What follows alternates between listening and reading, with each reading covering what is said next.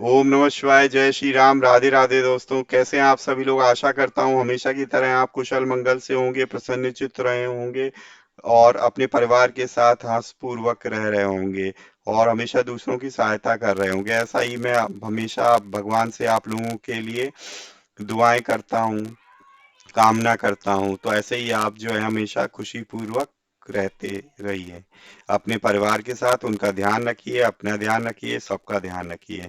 तो आप, मैं अंकित, आप सभी लोगों का आपके अपने चैनल में हार्दिक स्वागत करता हूँ, अभिनंदन करता हूँ।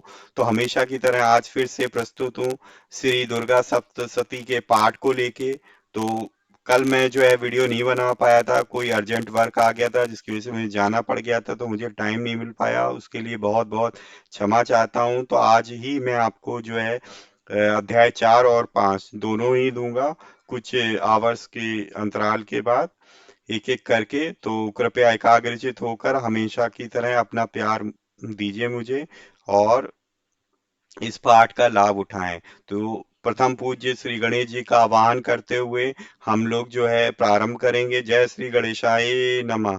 वक्रतुंड महाकाय सूरकोटि समप्रभा निर्विघ्नं कुरु मे देव सर्वकार्येषु सर्वदा। जय श्री गणपति बप्पा मोरिया। जय माता दी।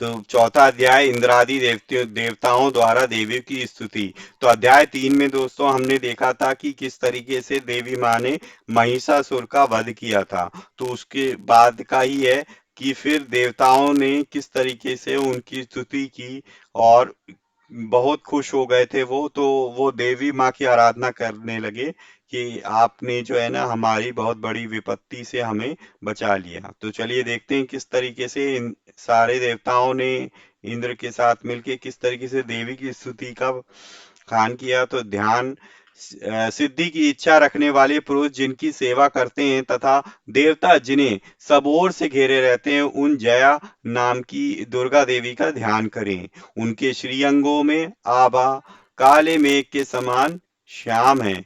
वे अपने कटाक्षों से शत्रु समय को भय प्रदान करती है। उनके मस्तक पर आबद्ध चंद्रमा की रेखा शोभा पाती है। वे अपने हाथों में शंख चक्र कृपाण और धनुष त्रिशूल धारण करती है। वे उनके 3 नेत्र हैं। वे सिंह के कंधे पर चढ़ी हुई हैं और अपने तेज से तीनों लोकों को परिपूर्ण कर रही हैं। ऋषि कहते हैं, अत्यंत पराक्रमी दुरात्मा महिषासुर तथा उसकी दैत्य सेना के देवी के हाथ से मारे जाने पर इंद्र आदि देवता प्रणाम के लिए गर्दन और सिर झुकाकर उन भगवती दुर्गा का उत्तम वचनों द्वारा स्तवन करने लगे। उस समय उनके सुंदर अंगों में अत्यंत हर्ष के कारण रोमांच हो गया था, वो आया था। देवता बोले, संपूर्ण देवताओं की शक्ति का समुदाय ही उनका स्वरूप है तथा जिन देवी ने अपनी शक्ति से संपूर्ण जगत को व्याप्त कर रखा है, समस्त देवताओं और महर्षियों की पूजनीय उन जगदम्बा जी को हम भक्ति पूर्वक नमस्कार करते हैं। वे हम लोगों का कल्याण करें।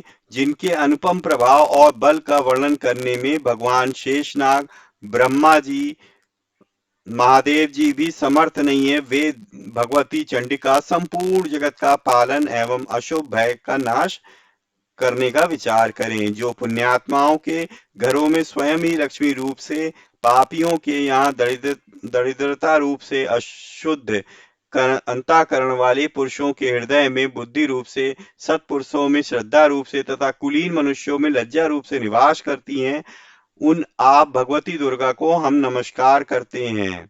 हे देवी, आप संपूर्ण विश्व का पालन कीजिए। हे देवी, आपके इस अचित्य स्वरूप का, असुरों का नाश करने वाले भारी पराक्रम का तथा समस्त देवताओं और दैत्यों के समक्ष युद्ध में प्रकट किए हुए आपके अद्भुत चरित्रों का हम किस प्रकार वर्णन करें। आप संपूर्ण जगत की उत्पत्तियों के कारण हैं।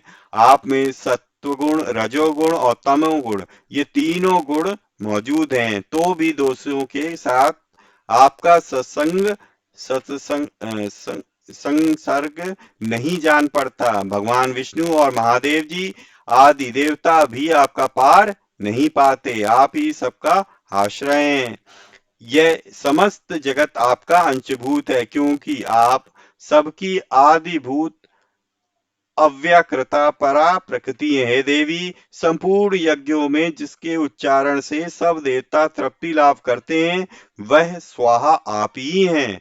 इसके अतिरिक्त आप पितरों की तृप्ति का कारण हैं, अतएव सब लोग आपको स्वधा भी कहते हैं। हे देवी, जो मोक्ष की प्राप्ति का साधन है, अचित्य महाव्रत स्वरूपा है, समस्त दोषों से रहित जितेंद्रिय तत्व को ही सार वस्तु मानने वाले तथा मोक्ष की अभिलाषा रखने वाले मुनिजन जिसका अभ्यास करते रहते हैं, वह भगवती पराविद्या आप ही हैं। आप शब्द स्वरूपा हैं, अत्यंत निर्मल ऋग्वेद, यजुर्वेद तथा उद्गीत के मनोहर पाठ पदों के पाठ से युक्त सामवेद का भी आधार आप ही हैं। आप देवी त्रयी तीनों वेदों भगवती छयों ऐश्वर्यों से युक्त हैं। इस विश्व की उत्पत्ति एवं पालन के लिए आप ही वार्ता, खेती एवं आजीविका के रूप में प्रकट हुई हैं। आप ही संपूर्ण जगत की घोर पीड़ा का नाश करने वाली हैं। हे देवी, जिसके समस्त शास्त्रों के सार का ज्ञान होता है, वह मेधा शक्ति आप ही हैं। दुर्गम भव सागर से पार उतारने वाली नौका रूप दुर्गा देवी आप ही हैं। आपकी कहीं भी आसक्ति नहीं है। कैटव के शत्रु भगवान विष्णु के वक्ष स्थल में एकमात्र स्थान निवास करने वाली भगवती लक्ष्मी तथा भगवान चंद्रशेखर द्वारा सम्मानित गौरी देवी भी आप ही हैं। आपका मुख मंद मुस्कान से सुशोभित निर्मल पूर्ण चंद्रमा के बिंब का अनुसरण करने वाला और उत्तम स्वर्ण की मनोहर कांति से कमनीय है। तो भी उसे देखकर महिषासुर को क्रोध नहीं हुआ और सहसा उसने उस पर प्रहार कर दिया। यह बड़े आश्चर्य की बात है। हे देवी, वही मुख जब क्रोध से युक्त होने पर उदय काल के चंद्रमा की भांति लाल और तनी हुई भौं के कारण विकराल हो उठा, तब उसे देखकर जो महिषासुर के प्राण तुरंत नहीं निकल गए। यह उससे भी बढ़कर आश्चर्य की बात है, क्योंकि क्रोध में भरे हुए यमराज को देखकर भला कौन जीवित रह सकता है। हे देवी, आप प्रसन्न हो।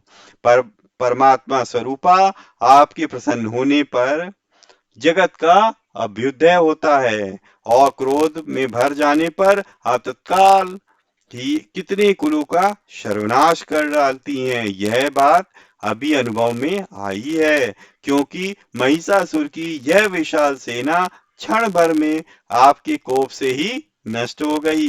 सदा अभ्युदय प्रदान करने वाली आप जिन पर प्रसन्न होती हैं, वे ही देश में सम्मानित हैं। उन्हीं को धन और यश की प्राप्ति होती है। उन्हीं का धर्म कभी शिथिल नहीं होता तथा वे ही अपने हष्ट पुष्ट स्त्री पुरुष और भृत्यों के साथ धन्य माने जाते हैं। हे देवी, आपकी कृपा से ही पुण्यात्मा पुरुष प्रतिदिन अत्यंत श्रद्धा पूर्वक सदा सब प्रकार के धर्माकुल कर्म करता है और उसके प्रभाव से स्वर्गलोक में जाता है। इसीलिए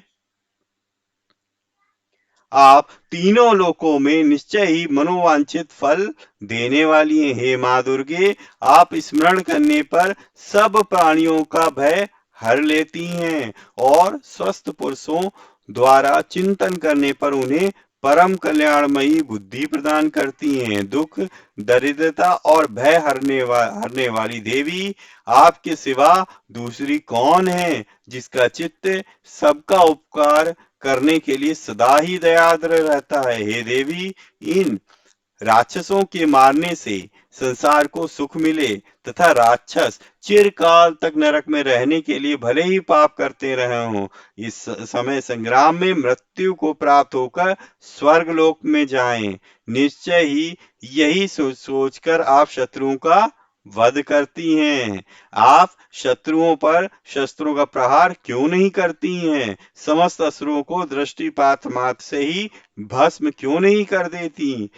इसमें एक रहस्य है, ये शत्रु भी हमारे शस्त्रों से पवित्र होकर उत्तम लोकों में जाएं। इस प्रकार उनके प्रति हमारा विचार अति उत्तम रहता है। खड्ग के तेज पुंज की भयंकर दीप्ति से तथा आपके त्रिशूल के अग्रभाग की घनीभूत प्रभा से चौंधिया कर जो असुरों की आंखें फूट नहीं गई हैं, उसमें कारण यही था कि वे मनोहर रश्मियों से युक्त चंद्रमा के समान आनंद करने वाले अनेक इस सुंदर मुख का दर्शन करते हैं। हे देवी, आपका शील दुराचारियों के बुरे बर्ताव को दूर करने वाला है। साथ ही यह रूप ऐसा है जो कभी चिंतन में नहीं आ सकता और जिसकी कभी दूसरों से तुलना नहीं हो सकती, तथा आपका बल और पराक्रम तो दैत्यों को भी नाश करने वाला है, जो कभी देवताओं के पराक्रम को भी नष्ट कर चुके हैं। इस प्रकार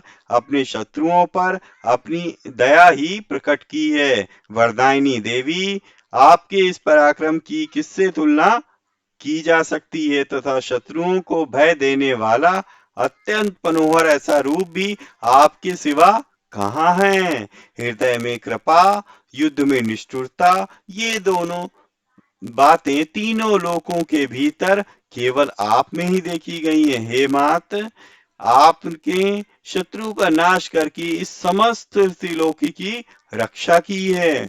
उन शत्रुओं को भी युद्ध भूमि मारकर स्वर्गलोक में पहुंचाया है तथा उन्मत्त दैत्यों से प्राप्त होने वाले हम लोगों को भय को भी दूर कर दिया। आपको हमारा नमस्कार है। हे देवी, आप शूल से हमारी रक्षा करें। हे अंबिके, आप खड्ग से हमारी रक्षा करें तथा घंटा की ध्वनि और धनुष की टंकार से भी हम लोगों की रक्षा करें। हे चंडिके, पूर्व, पश्चिम और दक्षिण दिशा में आप हमारी रक्षा करें। हे ईश्वरी, अपने त्रिशूल को घुमाकर उत्तर दिशा में हमारी रक्षा करें। तीनों लोकों में आपके जो परम सुंदर एवं अत्यंत भयंकर रूप विचरते रहते हैं, उनके द्वारा भी आप हमारी इस भूलोक की रक्षा करें। हे अंबिके, आपकी कर कमलों में शोभा पाने वाले खड्ग, शूल और गदा आदि जो जो अस्त्र हों, उन सब के द्वारा आप सब ओर से हम लोगों की रक्षा करें। ऋषि कहते हैं, इस प्रकार जब देवताओं ने जगन माता दुर्गा की स्तुति की और नंदन वन के दिव्य पुष्पों एवं गंध चंदन आदि के द्वारा उनका पूजन किया, फिर सबने मिलकर जब भक्ति पूर्वक दिव्य धूपों की सुगंध निवेदन की, तब देवी ने प्रसन्न होकर प्रणाम करते हुए सब देवताओं से कहा। देवी बोली, हे देवताओं, तुम सब लोग मुझसे जिस वस्तु की अभिलाषा रखते हो उसे मांगो। देवता बोले, भगवती ने हमारी सब इच्छा पूर्ण कर दी है, अब कुछ बाकी नहीं है, क्योंकि हमारा यह शत्रु महिषासुर मारा गया। हे महेश्वरी, इतने पर भी यदि आप हमें और वर देना चाहती हैं, तो हम जब जब आपका स्मरण करें, तब तब आप दर्शन देके हम लोगों के महान संकट को दूर कर दिया करें तथा प्रसन्नामुखी हे अंबिके, जो मनुष्य इन स्तोत्रों द्वारा आपकी स्तुति करे, उसे वित्त, समृद्धि और वैभव देने के साथ ही उसकी धन और स्त्री आदि संपत्ति को बढ़ाने के लिए आप सदा हम पर प्रसन्न रहें। ऋषि कहते हैं, हे राजन, देवताओं ने जब अपने तथा जगत के कल्याण के लिए भगवती देवी को इस प्रकार प्रसन्न किया, तब वे तथास्तु कहकर वहीं अंतर्ध्यान हो गई। भूपाल, इस प्रकार पूर्व काल में तीनों लोकों का हित चाहने वाली देवी जिस प्रकार देवताओं के शरीर से प्रकट हुई, वह सब कथा मैंने तुम्हें कह सुनाई। अब पुनः देवताओं का उपकार करने वाली वे देवी दुष्ट दैत्यों तथा शुंभ निशुंभ का वध करने एवं सब लोगों की रक्षा करने के लिए गौरी देवी के शरीर से जिस प्रकार प्रकट हुई थी, वह सब प्रसंग मेरे मुंह से सुनो। मैं उसका तुम्हें यथावत वर्णन करता हूँ। इस प्रकार श्री मार्कंडेय पुराण में सर्वाणिक मनवंतर की कथा के अंतर्गत देवी महात्म्य शुक्रादि स्तुति नामक चौथा अध्याय पूरा हुआ।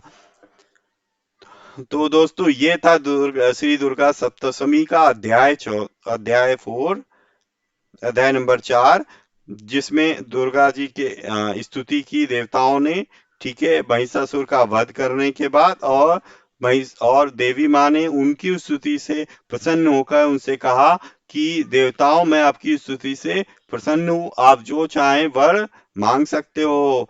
तब देवताओं ने कहा, आपने तो हमारी सारी इच्छाएं पूरी कर दी, महिषासुर को आपने मारकर हम लोग की विपत्ति दूर कर दी। फिर भी अगर आप हमसे प्रसन्न हो तो हमको वर दें कि जब भी हमारे पास कोई मुसीबत आए और जब भी हम आपको याद करें तो आप हमारी समस्या का निवारण करें। और उन्होंने कहा कि जो भी आपके इन स्तोत्रों को भक्ति पूर्वक कहेगा, रोज अभ्यास करेगा, उस पे आप अपनी कृपा दृष्टि बनाए रखें। तो ये था दोस्तों अध्याय 4। आशा करता हूँ आप लोगों को अच्छा लगा होगा।